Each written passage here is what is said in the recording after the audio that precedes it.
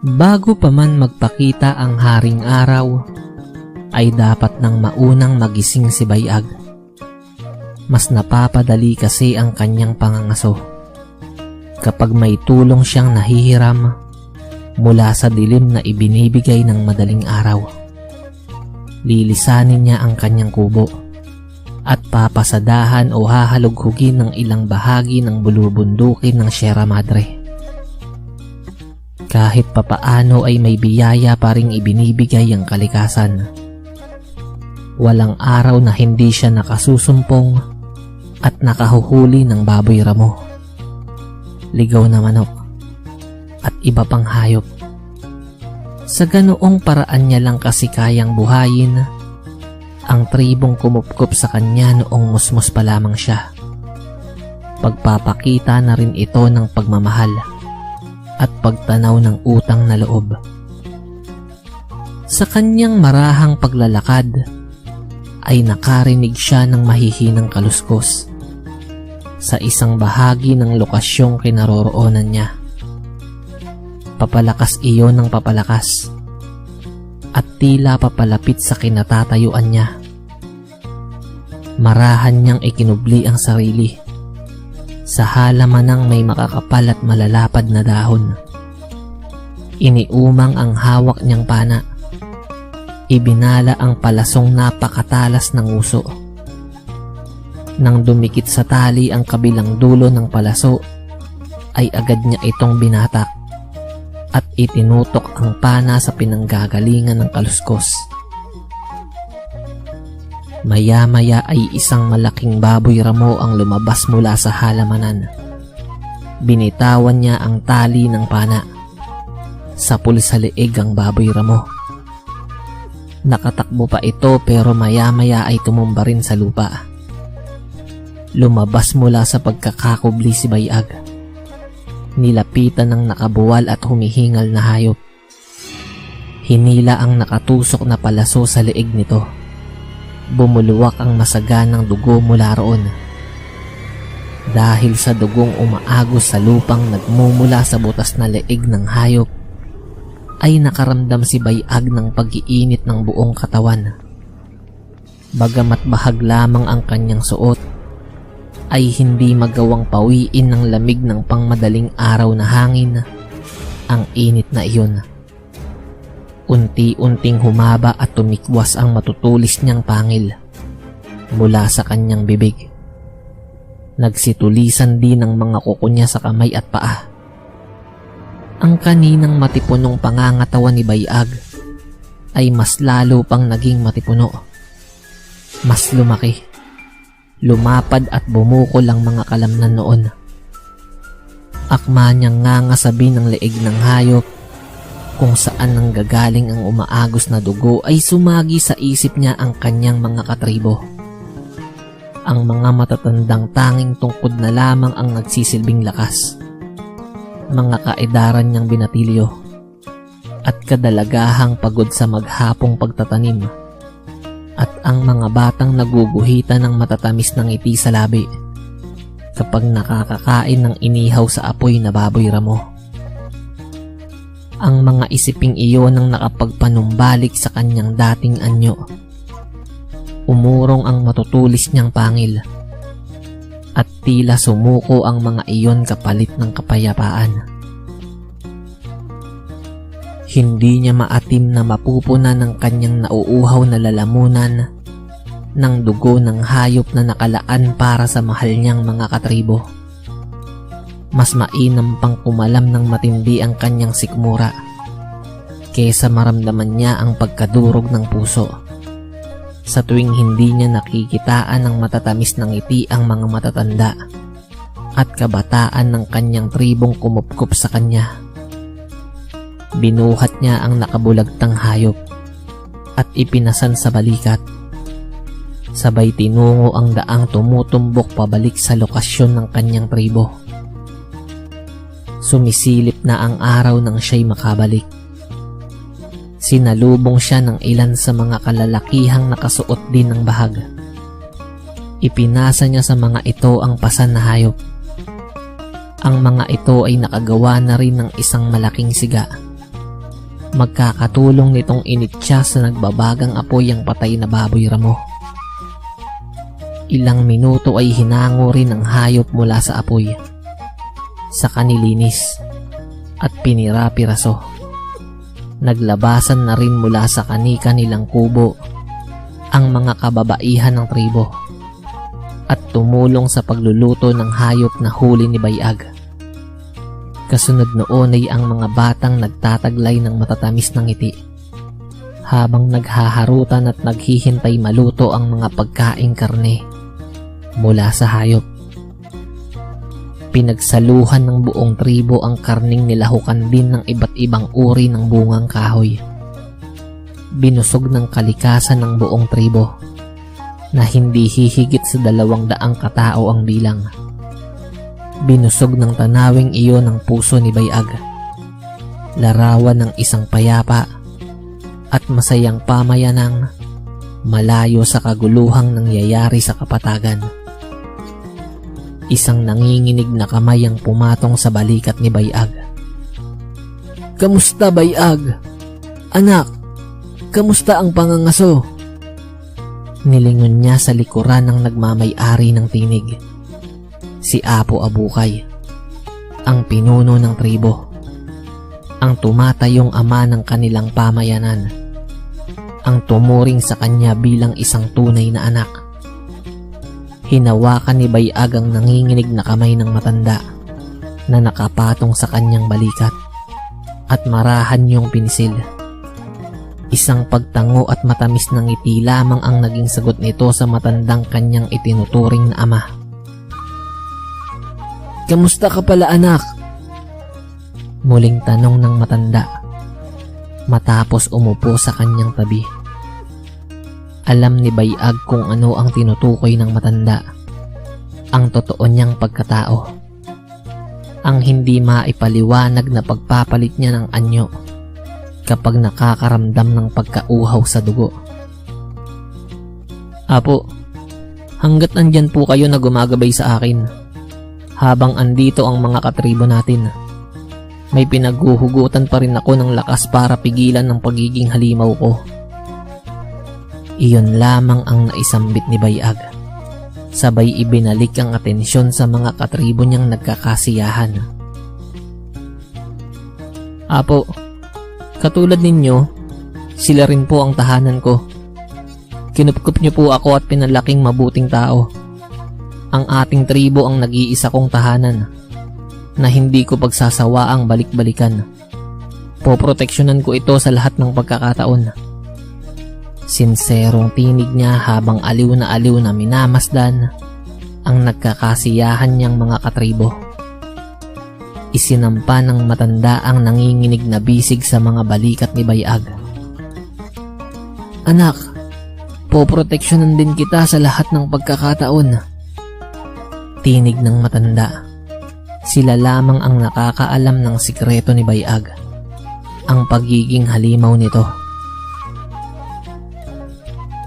Isang umaga, muli ay nakasilip na ang araw at dinidilaan ng kabuuan ng kabundukan ng Sierra Madre. Kagagaling lang noon ni Bayag mula sa pangangaso. Bit-bit ng kanyang mga kamay ang hihigit sa 10 pirasong patay na manok. Ngunit hindi ang masasayang mukha ng mga katribo niya ang sumalubong sa kanya, kundi ang mahigit 20 kalalakihang may mga bitbit na matataas na kalibre ng baril at mga kagamitang pangputol ng puno. Mababakas sa mga mukha ng mga katribo niya ang takot, lalo na ang mga kababaihan, mga matatanda at mga bata. "Sino kayo? Anong kailangan niyo sa amin?" tanong ni Bayag sa mga kalalakihan. "Wala kaming kailangan sa inyo. Ang kailangan lang namin ay ang mga puno rito sa gubat." Sambit ng isa sa mga armadong lalaki. "Puputulin ninyo. Hindi kami papayag. Magkakamatayan tayo rito." Ang pagsabat ni Apo Abukay. "Naku tanda, hindi po tayo magkakamatayan dito." dahil kayo lang po ang mamamatay. Matapos ang pagkasambit na iyon, ay sunod-sunod na putok ng barilang pumaimbabaw sa kabundukan ng Sierra Madre. Tulalang nakatayo si Bayag habang tinitignan ng paligid. Bagsak sa lupa ang lahat ng kanyang mga duguang katribo. Minasdan niya rin ang sariling katawan. May mga tama ng bala. Subalit wala siyang nararamdamang sakit. Mas iniinda niya ang sakit na dulot ng pagkamatay ng kanyang mga katribo, ang itinuturing niyang pamilya at tahanan. Sobrang init ng kanyang nararamdaman sa mga pagkakataong iyon. Wala nang dahilan para magpigil sa pagkauhaw sa dugo. Total ay wala na ang pinakamamahal niyang tahanang kumupkup sa kanya. Sa isang pagtikim lamang ng dugo ay tuluyan na siyang magiging halimaw. Nabitawan niya ang mga hawak na manok. Unti-unting humaba at tumikwas ang matutulis niyang pangil mula sa kanyang bibig. Nagsitulisan din ang mga kuko niya sa kamay at paa. Ang kaninang matipunong pangangatawan ni Bayag ay mas lalo pang naging matipuno. Mas lumaki, lumapad at bumukol ang mga kalamnan noon. Halimaw! Halimaw! Paputukan ninyo!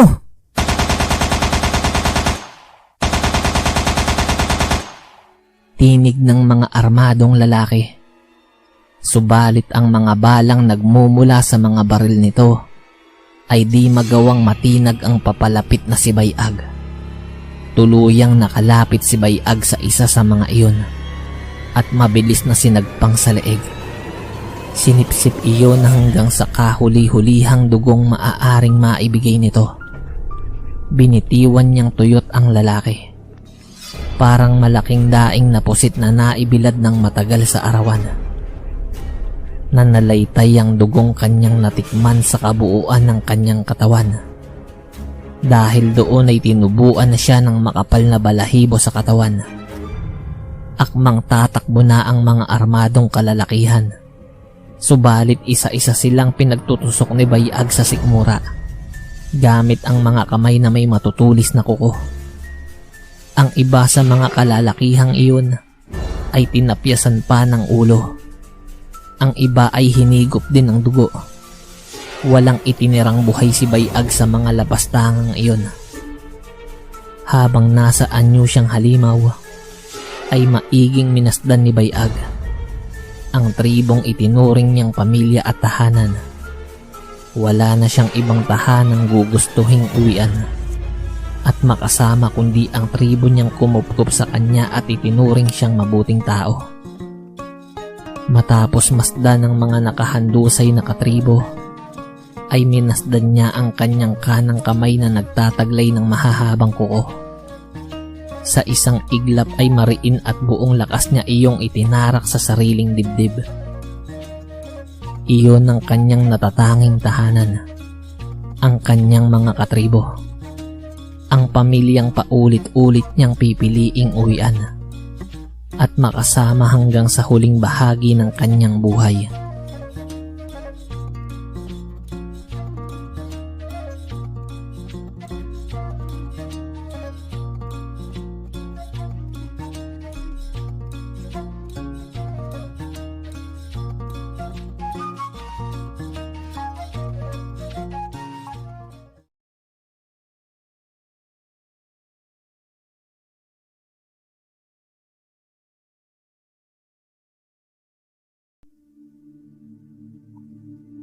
Ang kwentong ito ay ipinadala ni Robert.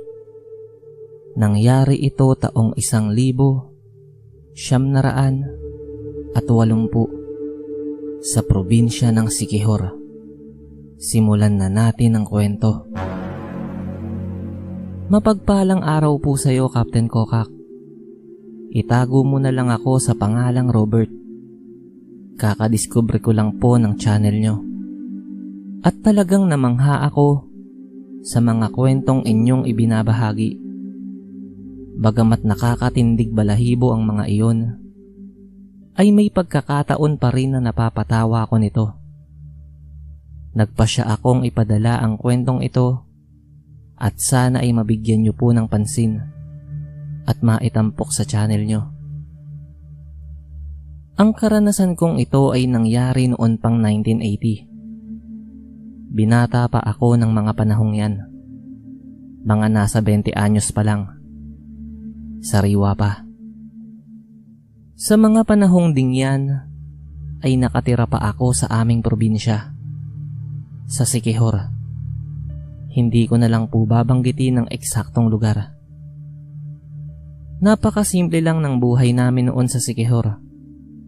Noong mga panahon kasing iyon, ay halos wala pang mga turista ang dumarayo sa bayan namin. Hindi pa nagagalaw ang kagubatan, kung kaya't napakarami pang hayop ang pwedeng hulihin at kainin doon. Ang bayan namin ay malayo sa dagat. Bihira lang kaming kumain ng isda. Pero ganoon pa man ay ayos lang sa amin yun. Sagana naman kami sa karne ng hayop at mga gulay. Hinding-hindi kami nakararanas ng gutom noon sa probinsya. Hindi gaya rito sa Maynila, na pupwede ka lang kumain kapag may pera kang pambili ng pagkain. Bagamat kalat na ang mga kwentong aswang sa probinsya namin, ay nakasisiguro naman kaming walang aswang sa baryo namin. Paano ba naman ay alam namin ng pangunahing pangontra? Asin lang ang katapat ng mga aswang. Kapag nasaktan ng mga iyon sa pagsaboy ng asin, ay huwag ka nang magpatumpik-tumpik pa. Tumakbo ka na.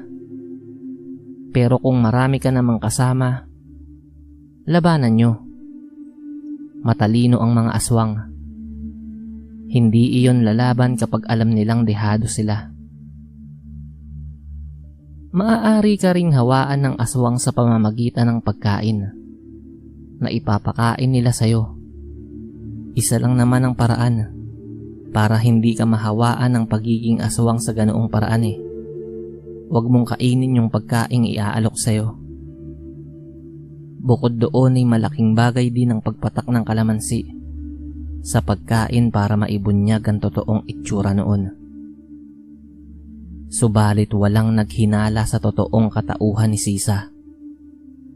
Siya yung bagong salta sa aming baryo na nagtitinda at naglalako ng ginisang suso. Lahat talaga ng bumibili rito ay sarap na sarap sa suso niya. Aminado akong napakaganda ni Sisa. Mataas na babae. Mga nasa 5'7" ang height. Matangkad lang kasi ako ng kaunti sa kanya Yung mukha niya ay maliit lang. Ganoon din ang ilong na maganda ang pagkakatangos. Mapungay ang mga mata at manipis ang tikwas na labi. Bagamat hindi ito kaputian, ay talaga namang napakakinis. Parang wala kang makikitang kahit anong peklat sa balat nito. Bihira para sa isang probinsyana. Kaya naman lahat ng kalalakihan sa baryo namin ay humaling na humaling sa kanya. Palagi nilang inaabangan ang pagdating ni Sisa, sakay ng isang maliit na kabayo. Kapag dumarating ito ay nakikipwesto ito sa lamesa ni Mang Kadyo. Inilalatag niya roon ang niluto niyang ginisang suso. Parang bopis ang pagkakahiwa noon. Tapos ay nanghihiram din siya ng maliit na palangganang may tubig. Doon niya ilalagay yung dalawang malaking buhay na suso. Marahil ay paraan niya iyon para ipakita sa mga tao na sariwang-sariwa ang niluluto niyang suso. Kakaiba nga yung suso na yun Mas malaki pa sa kamao ng tao. Sobrang laki talaga ng suso ni Sisa. At iyon ang talagang kinaiinis ko. Lahat na ng tao sa baryo ay tuwang-tuwa sa kanya. Kasi ay ang sarap daw ng suso niya Lalo na ang mga kalalakihan. Sa kanya na nakabuhos ang atensyon. Ako lang yata ang hindi na humaling sa kagandahan ni Sisa at sa malaking suso nito. Captain Kokak, talagang inis na inis ako sa Sisa na yon. Makita ko pa lang siya ay kumukulo na ang dugo ko. Ayoko rin sa malaking suso niya. Nandidiri ako eh. Naiinis din ako sa mga tao sa baryo. Paano ba naman? Noong bagong salta si Sisa ay wala man lang sumubok na patakan ng kalamansi yung tinda niyang ginisang suso. Gayong palagi naman namin yung ginagawa kapag may mga bagong mukhang napapadpad sa baryo namin at nag-aalok ng tindang pagkain. Kapag maganda talaga, hindi ka paghihinalaang masamang tao eh. Isang araw ay napansin ko si Cardo. Kababata ko yun. Palagi kong kasama noong wala pa si Sisa sa baryo. Kapansin-pansin ang pagiging malapit nila ni Sisa. Halos doon na nga nauubos ang oras niya. Kakasama kay Sisa sa pagbebenta ng ginisang suso. Yun yung punto na sobrang nakaramdam ako ng galit. Kaya ang ginawa ko ay umuwi ako ng bahay para kumuha ng kalamansi. Hiniwa ko iyon at inilagay sa bulsa. Madali kong tinungo ang pwesto ni Sisa. Hinawi ko ang mga nakatambay na tao roon. At walang ano-ano ay dumukot ako ng hiwang kalamansi mula sa aking bulsa. Pinatakan ko yung malaking buhay na suso ni Sisa. Walang kakaibang nangyari. Suso pa rin yun. Sobrang napahiya ako. Kasi ay nagtawanan yung mga tao eh. Pero kitang-kita ko yung mukha ni Sisa. Bigla iyong sumimangot at napakasama ng tingin sa akin. Sa isip-isip ko ay subukan lang ako nitong sugurin at talagang sasabunutan ko ito ng bonggang-bongga. Sa pangalawang pagkakataon ay dumukot ulit ako ng kalamansi mula sa aking bulsa at ipinatak iyon sa ginisang suso na iniluto ni Sisa. Lahat ng mga tao roon ay nakimbal sa mga nangyari. Yung ginisang suso kasi, naging parang tinadtad na karne ng kung ano. Tapos nabubulok pa at inuuod. Umalingasaw rin ang napakabahong amoy mula roon. Ang isa pa sa ipinagtaka namin ay ang mabilis na pagtakbo ni Sisa papalayo. Napakabilis noon, kumpara sa pagtakbo ng isang normal na tao. Wala rin itong pakialam na iniwanan ng kanyang maliit na kabayo. Captain Kokak, mula ng araw na iyon ay hindi na bumalik sa baryo namin si Sisa. Yung mga tao sa baryo namin ay hindi naman nahawa sa pagiging aswang. Ayon kasi sa albularyong tumingin sa mga iyon, ay wala naman daw karga yung ipinakaing bulok na karne ni Sisa. Isang taon ang lumipas, ay nagpasya akong lisanin ng baryo namin sa Siquijor at pumunta ng Maynila para makipagsapalaran. Ngayon nga ay masayang-masaya na akong namumuhay rito sa Maynila. May regular na trabaho na rin ako. At higit sa lahat, ay hindi ko na kailangang itago ang totoo kong pagkatao. Captain Kokak, nawa ay magustuhan mo at mapansin ang kwentong ito. Nakita ko nga rin pala yung mga picture mo sa Facebook. In fairness, Captain Kokak, guwapo ka. Tapos talented pa. Muli ay maraming salamat. At nawa ay magustuhan nyo ang kwentong ito. Muli ay ako po si Robert, na ngayon ay isa ng Berta.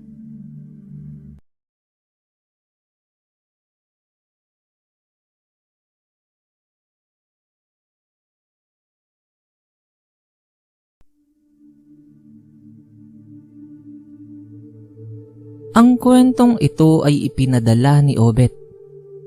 Nangyari ito taong 1985 sa probinsya ng Quezon. Simulan na natin ang kwento. Magandang gabi po, Sir Captain Kokak. Sana po ay maitago nyo na lang po ako sa pangalang Obet. Nang sa gayon po ay maitago ang tunay kong pagkakakilanlan. Matagal na po akong nakikinig sa inyo, noon pang nakaraang taon. Subalit nang sunod-sunod na ang nagpapadala sa iyo ng kwento, ay sinubukan ko na ring ipapadala sa anak ko ang totoong kwentong aking naranasan. Noon pang binata pa lang ako, sa probinsya namin sa Quezon. Nangyari po itong karanasan ko noon pang 1985. Noong mga panahon pong iyan ay nakapagtapos na ako ng high school. Pagkatapos noon ay huminto muna ako ng 2 taon para makatulong sa mga trabaho namin sa taniman. Nang sa gayon ay makaipon at maituloy ko ang aking pag-aaral sa kolehiyo. Sa umaga ako tumutulong sa mga gawain sa taniman. Sa gabi naman ay sumasama rin ako sa mga tanod ni Tio Andres sa pagroronda sa barangay na nasasakupan nito. Kapitan kasi sa lugar namin si Tio Andres eh. Sayang din yung kikitain ko sa isang gabi sa pagroronda. Hindi naman pagod dahil nakakaidlip-idlip naman sa pagitan ng aming pag-iikot sa lugar. Mabuting tao si Tio Andres. Talagang matulungin ito at marunong makinig sa mga hinaing ng kanyang nasasakupan. Kaya nga halos lahat ng mga tao ay mabuti ang pakikitungo rito. Kaya nga kapag sa umaga naman nagaganap ang pagroronda at kapag sumasama si Tio Andres sa pag-iikot, ay tuwang-tuwa talaga kami. Paano ba naman ay hindi kami pinagbabayad sa alinmang karinderyang aming kinakainan? Ayon naman sa mga may-ari ng karinderya, ay wala raw anuman yun. Pagpapakita raw nila iyon ng utang na loob dahil sa magandang pamumuno ni Tio at sa kaayusang idinudulot nito sa aming lugar. Isang umaga ay walang masyadong trabaho sa taniman. Tinapos na kasi namin ng aking ama ang mga gawain noong mga nakalipas pang mga araw. Iyon naman ang araw na gustong gusto ko. Kasi ay makakasama ako kila Tio Andres sa pagroronda eh. Sa mga panahong iyon ay saktong-saktong may iniutos si Tio sa kanyang mga tanod. Bisitahin daw si Karam. Yun daw yung lalaking bagong lipat sa bukana ng barangay namin. Kamustahin daw namin ito at tanungin kung ano ang mga pangangailangan nito sa kanyang bagong tayong karinderya. Ganoon kasi ang gusto ni Tio eh. Mapamatagal ka mang naninirahan o mapabagong salta sa lugar na nasasakupan niya, ay gustong pakitaan ng magandang pakikitungo. Pinauna na niya ang mga tanod niya sa karinderya ni Karam. Sumama na rin ako sa mga tanod dahil wala naman akong gagawin sa taniman ng araw na yon. Nang marating namin ang karinderya, ay talaga namang namangha ako sa dami ng taong kumakain roon. Hindi lang ang mga residente ng nasasakupang lugar ni Tio, kundi pati yung mga taong nagmula pa sa kadikit na barangay. Ang 4 na tanod ni Tio, kasama ako, ay umupo sa isang lamesang naroon sa labas ng karinderya. Puno pa kasi ng tao yung loob eh. Bilang ako ang nakababata sa amin, ay ako na ang inutusan ng 4 na tumingin ng mga ulam. Nang tignan ko ang mga ulam, ay talaga namang napakasarap ng mga iyon. Iba't ibang putahe, iba't iba ang luto. Pero may napansin ako, walang tindang pritong isda o pritong karne. Wala ring mga ulam na kailangang patakan ng kalamansi, katulad ng sisig at tokwat baboy. Pero nang makita ko ang dinuguan, ay talagang natakam ako. Hindi ko alam kung ako lang ba ang gumagawa noon, pero sarap na sarap kasi ako sa dinuguan kapag dinudurog ko ang siling mahaba noon sa kapapatakan ng kalamansi at hahaluin sa ulam. Bumalik ako sa lamesa at sinabi ang mga ulam na nakita ko. Lumapit ang isang lalaki. Iyon na siguro si Karam. Kasi ay wala naman iyong katulong sa karinderyang yun eh. Siya ang kumukuha ng order at naghahatid sa lamesa ng mga kumakain.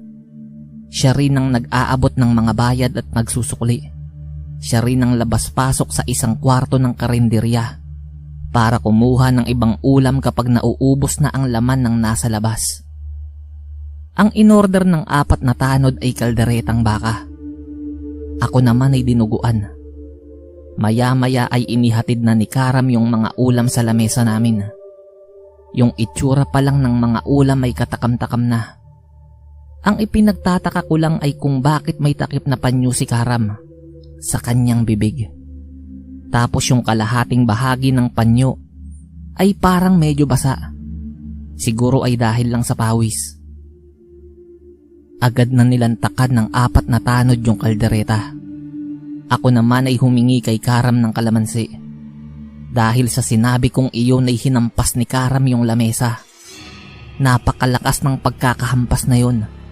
Natulala na lang kaming 5 sa lalaki dahil sa ginawa nito. Tapos ay nagsalita pa ito. Hindi mo ba makakain yan ng walang kalamansi? Napakasama ng tingin nito sa akin. Yung mata nito ay nanglilisik. Yung 4 na tanod na kasama ko ay kinapitan na ang kanilang mga yantok. Nakahanda ng mapalaban. Nang bigla-bigla ay dumating si Tio Andres. O Karam, kamusta ang negosyo? Mabubuti ba ang mga tao rito sa nasasakupan ko? Wala bang nanggugulo sa'yo? Tinig ni Tio mula sa aming likuran. Bigla ay nag-iba yung ikinilos ni Karam. Nawala na ang panglilisik ng mga mata nito. Parang nakangiti na iyon. O Karam, yung binatilyo, pamangking ko yan. Si Obet. Obet, makakain mo naman yan kahit walang kalamansi, di ba? Dugtong pa ni Tio bago umupo sa lamesang inuuko pa namin. Umorder din si Tio ng kaldereta. Nang tumalikod na si Karam ay may ibinulong si Tio Andres sa isa sa mga tanod niya. Tumayo naman yung tanod at nang bumalik ito ay may dala ng kalamansi. May hiwa na rin ang mga iyon. Tinanggap iyon ni Tio at itinago sa ilalim ng lamesa. Nang makabalik si Karam at inilapag ang kalderetang inorder ni Tio, ay biglang nagsalita si Tio. Oo nga pala Karam, bakit nga pala nagalit ka kanina nung nanghingi sa'yo ng kalamansi tong pamangkin ko? Hindi kaya may tinatago ka? O baka naman aswang ka Karam ha? Hindi ako takot sa aswang. Pagkasambit noon ni Tio ay inilabas nito ang mga hiwang kalamansi at mabilis na ipinatak iyon sa kaldereta at dinuguan. Yung mga ulam biglang bumaho. Tapos yung mga itsura noon naging kulay itim lahat. May mga uod pang naggagalawan. Nagtayuan na yung ibang kumakain at tumakbo. Si Karam kasi, bigla na lang tinanggal yung panyong tumatakip sa bibig nito. Kitang-kita namin. Bagamat wala naman itong matutulis na pangil, ay napakaraming laway ang tumutulo mula sa bibig nito. Dinamba nito si Tio. Subalit mabilis ang naging pag-iwas ni Tio at dinampot ang yantok ng isa sa kanyang mga tanod. Binigyan niya ng isang malakas na hampas sa tagiliran si Karam na ikinapilipit nito. Yung 4 na tanod naman ay nakahanap ng tali at tinalian ng nagwawalang si Karam. Ipinakulong ni Tio si Karam, bagamat hindi napatunayang aswang ito dahil hindi naman nagpalit ng anyo, ay sapat na ang mga nadiskubre sa kwarto ng kanyang karinderya. Mga putol-putol na bahagi ng katawan ng tao. Nabubulok at inuuod na. Captain Kokak, ito po ang karanasang hinding-hindi ko makakalimutan. Nawa ay mapili mo po at maitampok sa channel mo. Maraming salamat po at nawa ay mas dumami pa ang mga nakikinig sa inyo.